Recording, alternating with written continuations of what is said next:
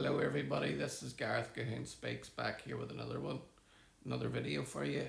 I'd like you to hit the subscribe bar, give me a thumbs up if you like the video, or hit the notification bell to be notified when I post my next post. Or you can look me up at my ministry and the charities that I support at garethcahoon3@gmail.com on PayPal. This one here is about students to encounter harmful trans ideology in Gcse modern languages. Gcse students sitting exams in French, German and Spanish this year have been encouraged to use inclusive language. Edexcel's 2024 specifications include a section on the use of gender language and endorses Stonewall's creating an LGBTQ+ inclusive secondary curriculum. Edexcel is one of the largest exam boards in England and Wales. In the Spanish revision guide, students are asked to translate the sentence, "My brother is transgender and happy," while the vocabulary list about yourself includes words such as non-binary and bisexual. It does not, however, mention the terms male or female. Stonewall, the exam board, which is owned by the publisher Pearson, will allow students to use non-binary pronouns, the equivalent of they instead of he or she in English, and gender neutral nouns, whether indicated by adding pronunciation, asterisks, or using alternative spellings.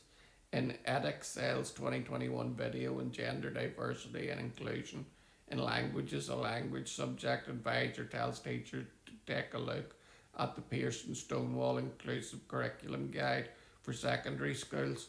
This offers suggestions on stepping up as an ally to non-binary people, as well as the guidance on the use of both languages.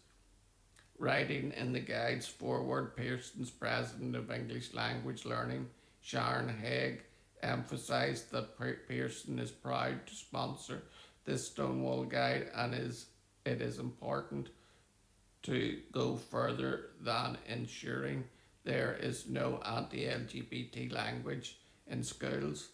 Ideology by stealth. David Bromley, an education officer at the Christian Institute, warned Pearson is abusing its ownership of an exam board to embed gender ideology in the curriculum by stealth. This undermines schools' clear legal duty of impartiality, the integrity of education, and exposes children to an ideology that has done profound harm. It places teachers, parents and pupils who disagree for religious reasons or otherwise in a very difficult position. In response to the media attention, a Department for the Education spokesperson said, "Our expectations are clear. Gender identity is an area of significant debate. Schools should not endorse any particular view or teach it as fact, including the idea that all people have a gender identity." Free speech in a GCSE revision guide for the citizenship study. Edexcel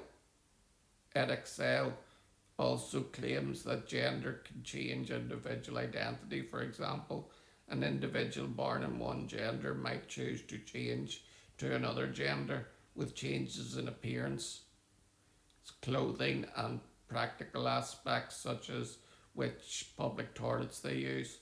Under examples of discrimination, the exam board claims that it is gender reassignment discrimination to only provide toilets for men or women.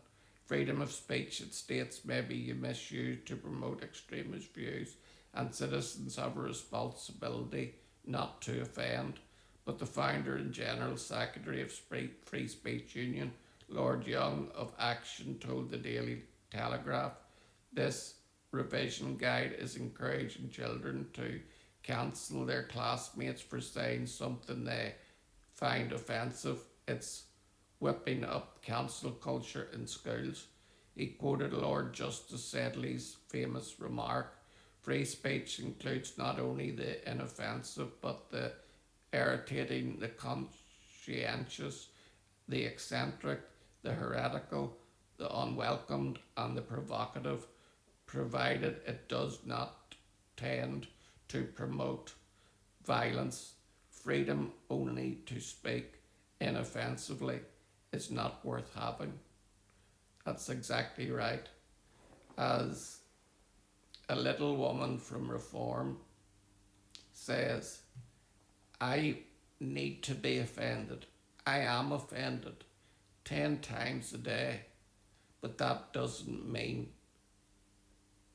that I reject being offended, because to be offended is actually freedom of speech in action.